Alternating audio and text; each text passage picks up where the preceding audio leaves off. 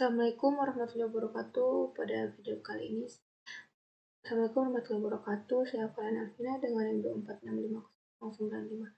Pada video kali ini saya akan mereview materi ketiga manajemen proyek teknologi informasi yang berjudul Scope Management. Learning outcome yang pertama itu memahami pentingnya manajemen ruang lingkup dalam kesuksesan proyek. Yang kedua, mengetahui proses-proses manajemen ruang lingkup sesuai standar. Lalu yang ketiga, mampu mengidentifikasi, mendokumentasikan, dan mengendalikan ruang lingkup proyek. Yang keempat, mengenali alat dan teknik utama dalam mengelola ruang lingkup. Mengapa manajemen ruang lingkup sangat penting? Manajemen ruang lingkup merupakan fondasi kritis dalam keberhasilan proyek karena berfungsi sebagai batasan operasional yang mendefinisikan apa yang termasuk dan tidak termasuk dalam cakupan pekerjaan proyek. Definisi penting scope management. Yang pertama, secara konseptual, ruang lingkup membentuk salah satu sudut dari iron triangle atau triple constraint. Yang kedua, dari perspektif teori sistem, ruang lingkup berfungsi sebagai boundary system yang membatasi kompleksitas proyek. Yang ketiga, pada tingkat operasional, ruang lingkup yang terdefinisi dengan baik berperan sebagai kontrak sosial antara manajemen proyek dan stakeholder. Yang keempat, dampak finansial dari ketiadaan manajemen ruang lingkup dan yang memadai bersifat eksponensial. Yang kelima, dalam konteks psikologi tim, ruang lingkup yang jelas menciptakan psychological safety yang mengurangi cognitive load. Keempat, secara holistik, manajemen ruang lingkup bukan sekedar proses administratif, melainkan disiplin strategi yang mengubah ambiguitas menjadi struktur tertentu. Project Scope Management. Proses yang diperlukan untuk memastikan apakah proyek sudah berisi kegiatan-kegiatan yang perlu dilakukan supaya proyek sukses. Lalu ke proyek yang diperlukan agar proyek tersebut mencakup semua ruang lingkup yang diperlukan, berhubungan dengan mengendalikan dan mendefinisikan hal-hal yang berhubungan dengan proyek maupun tidak. Dan siklusnya berputar-berputar di situ. Project Scope.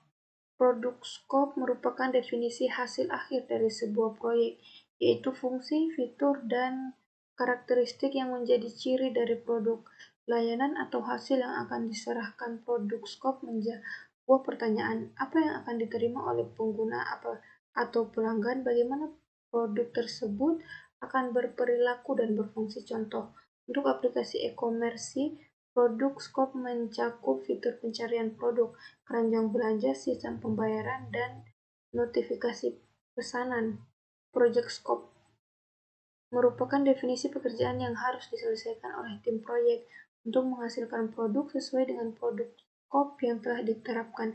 Product Scope menjawab pertanyaan, aktivitas apa saja yang perlu dilakukan, bagaimana cara mencapai hasil yang diinginkan. Contoh, untuk menghasilkan aplikasi e-commerce tersebut, Project Scope meliputi aktivitas analisis kebutuhan, desain antarmuka, pengembangan kode, front-end dan back-end, pengujian fungsional, hingga peluncuran ke server produksi.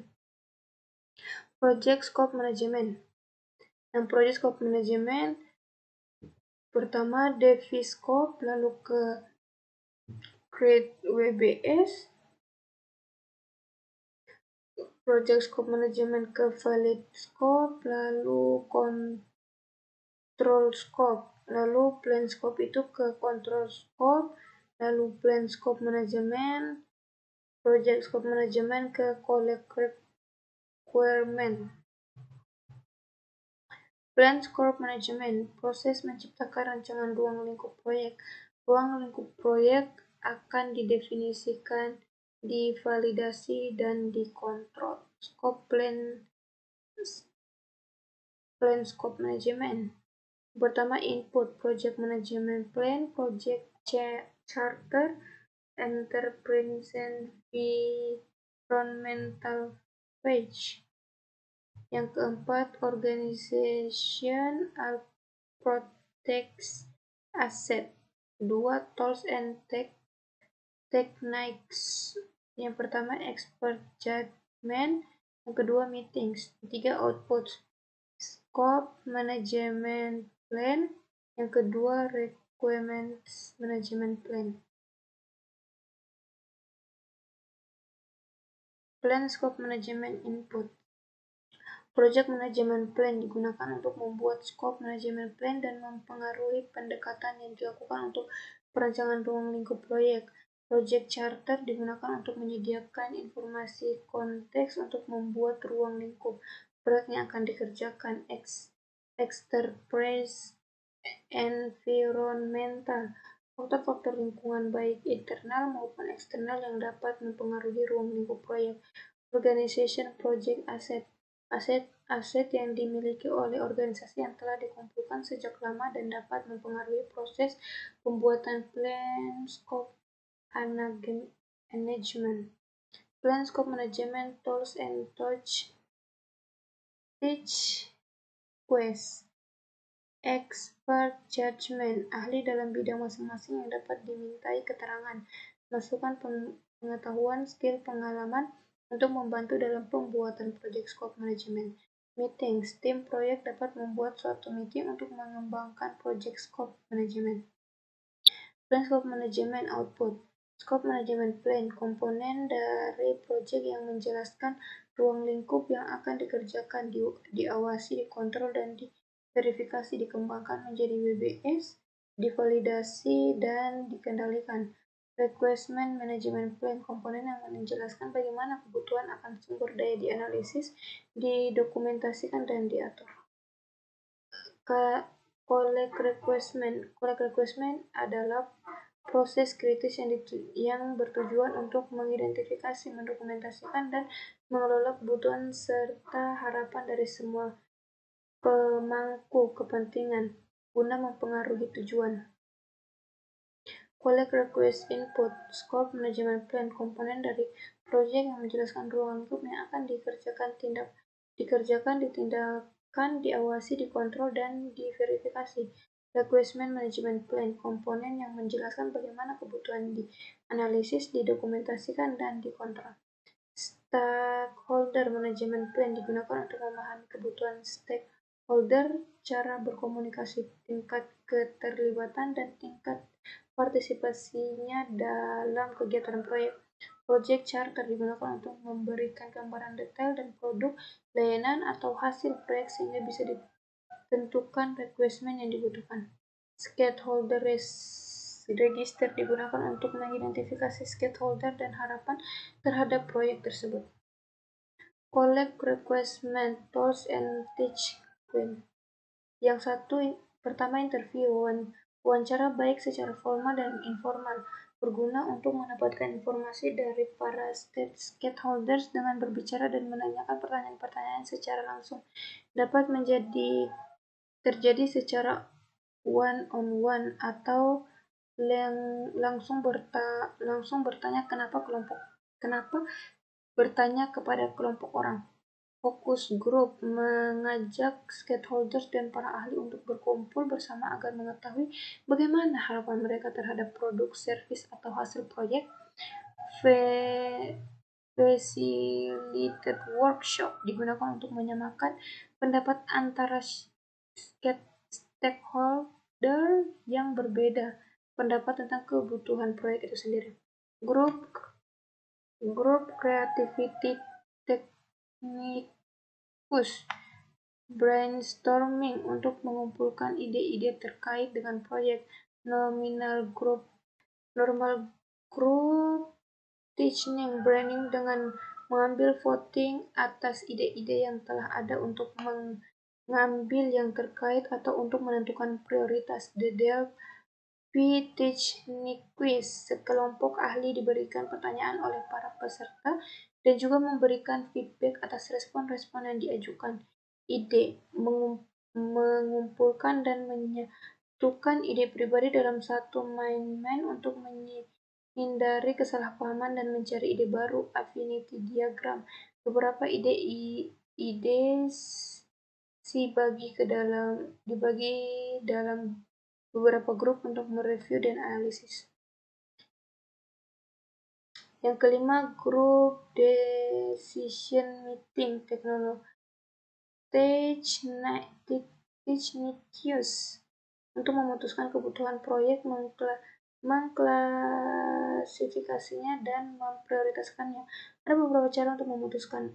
Unanimity, semua setuju dan satu keputusan mutlak. Majority, 50% lebih setuju dengan satu keputusan. Plurality, mengambil suara terbanyak walaupun kurang dari 50%. Dictatorship, satu orang yang memutuskan. Yang keenam, questionnaire and survey, menyebar kuesioner dan melakukan survei kepada responden. Sangat cocok untuk audiens dalam jumlah besar dan membutuhkan perubahan keputusan yang cepat dalam analisis statistik. Yang ketujuh, observation, pengamatan secara langsung untuk melihat keadaan nyata dan langsung ke depannya dalam menyelesaikan proyek. Yang kedelapan, prototype, metode untuk mendapatkan feedback yang cepat dengan cara membuat rancangan kerja dari produk yang akan dibuat sebelum benar-benar membangun. Yang kedelapan, benchmarking, untuk membandingkan aktual atau perancangan seperti proses dan operasi yang dapat dibandingkan oleh organisasi lain untuk meningkatkan kualitas proyek. Yang ke-10, context diagram, contoh dari model scope manajemen yang menggambarkan ruang lingkup produk dengan memunculkan sistem bisnis tersebut.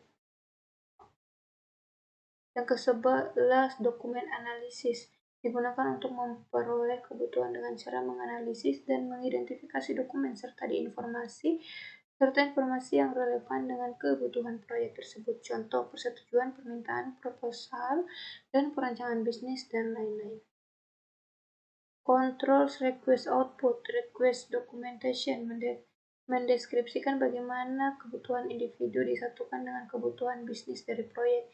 Requirement trackability matrix, menunjukkan bagaimana kebutuhan akan dianalisis, didokumentasikan, dan diatur selama proyek berlangsung. Isi dari RMP dapat meliputi bagaimana aktivitas persyaratan dilakukan dan dilaporkan, pengatur aktivitas dalam mengganti kebutuhan, menganalisis dampak, dan bagaimana cara melaporkannya, proses prioritas kebutuhan.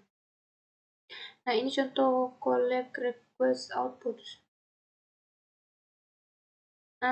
Definisi scope adalah proses untuk membuat deskrip detail dari proyek dan produk. Selama perancangan, project scope mendefinisikan dan mendeskripsikan proyek dengan spesifikasi yang sangat detail, melebihi informasi yang telah diketahui dari proyek tersebut.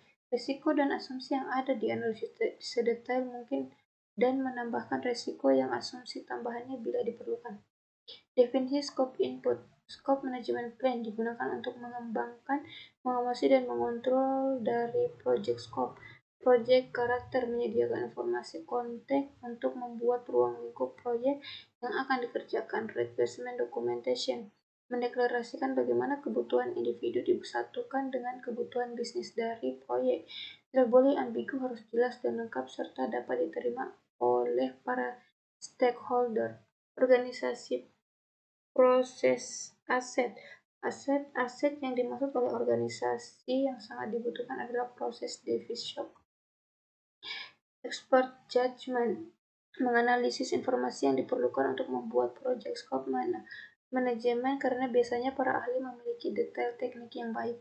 Produk analisis terdiri dari pembagian proyek, analisis sistem, analisis kebutuhan, analisis nilai, rekayasa sistem, rekayasa nilai, dan rekayasa sistem Setiap bagian dari proyek memiliki satu atau lebih metode spesifik dalam mendeskripsikan produk dari proyek itu sendiri.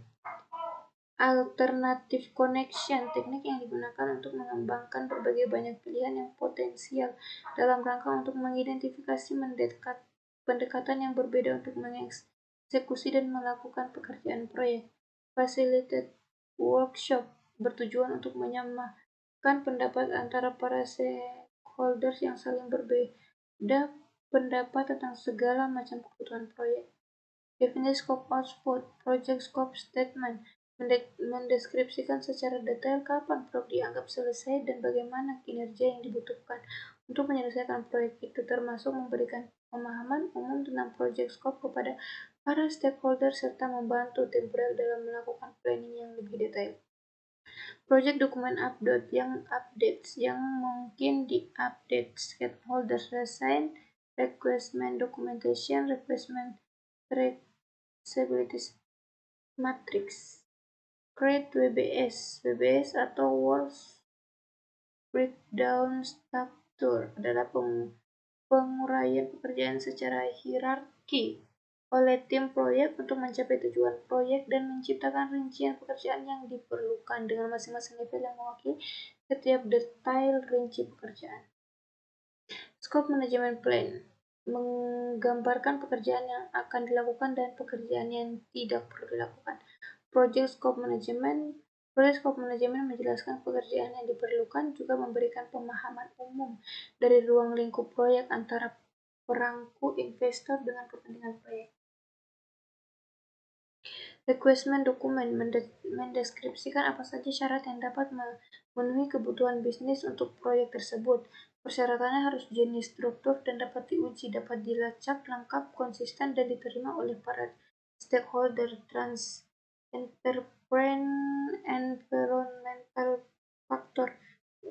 Environmental factor relevan dengan sifat proyek dapat berfungsi sebagai sumber referensi eksternal untuk membuat WBS. Organization Process Asset organisasi yang dapat mempengaruhi proses pembuatan WBS. Create WBS Tools and Techniques. Decomposition, teknik yang digunakan untuk membagi ruang lingkup proyek dan deliverable proyek ke lebih kecil. Bagian-bagian yang lebih mudah dikelola. Paket pekerjaan adalah pekerjaan yang ditetapkan pada tingkat terendah dari WBS yang biaya dan durasi dapat diperkirakan dan dikelola. Tingkat dekomposisi sering dipandu oleh tingkat kontrol yang diperlukan untuk secara efektif mengelola proyek. Expert judgment, penilaian ahli sering digunakan menganalisis informasi yang dibutuhkan untuk mengurangi deliverable proyek menjadi bagian-bagian yang lebih kecil dari rangka untuk menciptakan WBS yang efektif.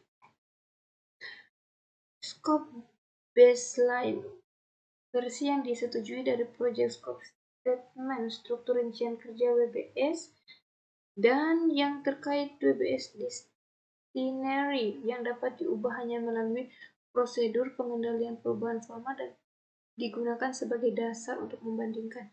Project dokumen update, dokumen proyek yang dapat diperbarui termasuk namun tidak terbatas pada persyaratan dokumentasi yang mungkin perlu diperhatikan untuk menyertakan perubahan yang disetujui. Jika permintaan perubahan disetujui hasil dari Create WBS proses, maka persyaratan dokumentasi mungkin perlu diperbarui untuk menyertakan perubahan yang disetujui. Validasi COP ini merupakan tahap di mana final project diserahkan kepada stakeholder untuk diverifikasi, bertujuan untuk kelayakan deliverable sesuai standar yang telah ditentukan atau tidak. Project Management Plan ini berisi scope baseline yang di dalamnya terdapat project scope statement, WBS, dan WBS itinerary. Requirement documentation berisi informasi why project sesuai dengan kriteria penerimaan resmi pada verifikasi. Requirement traceability matrix, penghubungan antara persyaratan yang dibutuhkan dengan kebutuhan awal dan menganalisisnya. Verified deliverable, produk dari proyek yang telah selesai dan dicek kebenarannya melalui perform quality control process. Work perform data dapat mencakup tingkat keputusan dengan persyaratan, jumlah ketidaksesuaian, keparahan dari ketidaksesuaian, atau jumlah siklus validasi dilakukan dalam proses. Inspection meliputi kegiatan seperti pengukuran, pemeriksa, dan verifikasi untuk menentukan apakah pekerjaan memenuhi persyaratan kriteria yang dapat diterima. Group decision making digunakan untuk mencapai konklus setiap memvalidasi proyek oleh project team atau para stakeholders. Capted deliverable yang memenuhi kriteria menerima secara resmi, ditandatangani dan disetujui oleh pelanggan atau sponsor, dan dilanjutkan ke tahap close project atau fast project. Change request complete delivery tersebut mungkin ada permintaan perubahan untuk perbaikan bagian yang catat atau rusak. Work perform information berisi informasi bagaimana progres proyek dikerjakan, deliverable bagaimana deliverable diselesaikan dan diterima. Project document update, project dokumen yang harus diperbarui sebagai hasil dari project verifying scope, termasuk setiap dokumentasi yang menjelaskan produk atau laporan tentang struktur produk. Control scope, proses pemantauan status proyek dan ruang lingkup produk dan pengelolaan perubahan berdasarkan bentuknya. Project management plan, informasi yang dibutuhkan dalam proses control scope. Di dalamnya terdapat informasi mengenai scope baseline, scope management plan, change management plan, configuration management plan, dan requirement management plan.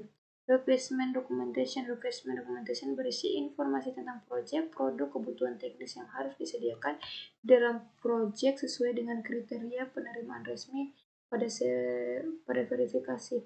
Requirement traceability matrix membantu untuk mendeteksi dampak perubahan atau penyimpangan dari dasar lingkup pada tujuan proyek. Work performs data dapat mencakup jumlah permintaan perubahan diterima, jumlah permintaan diterima, atau jumlah kiriman selesai, dan lain-lain. Organization proses aset yang dimiliki oleh organisasi yang membantu proses control scope. Control scope tools and variance analysis adalah teknik untuk menentukan penyebab dan derajat perbedaan antara baseline dan kinerja aktual. Pengakuan kinerja proyek yang digunakan untuk menilai besarnya variasi dari organisasi lingkup dasar. Control scope output. Control perform information, informasi kinerja yang dihasilkan mencakup informasi berkorelasi dan konstruktual tentang bagaimana proyek lingkup adalah melakukan dibandingkan dengan scope. Analisis scope dapat mengakibatkan permintaan perubahan dasar lingkup atau komponen lain dari rencana manajemen proyek. Perubahan permintaan dapat mencakup tindakan preventif atau korektif, perbaikan cacat, atau permintaan tambahan. Perubahan permintaan diproses untuk diperiksa dan disponsori sesuai dengan lakukan proses. Proses manajemen plan update membaharui dari project manajemen setiap elemen-elemennya. Project dokumen update, dokumen project yang dapat diperbarui termasuk namun tidak terbatas padanya pada persyaratan dokumen dan persyaratan ketertulisan matriks. Organization project, asset proses organisasi yang dapat diperbarui meliputi tetapi tidak terbatas pada penyebab varians, tindakan korektif dipilih, dan alasan dan jenis lain dari pelajaran yang dipetik dari proyek pengendalian lingkup. Nah, sekian lampirannya. ini juga, ini juga, ini juga. Sekian penjelasan dari saya. Bila taufiq hidayah. Wassalamualaikum warahmatullahi wabarakatuh.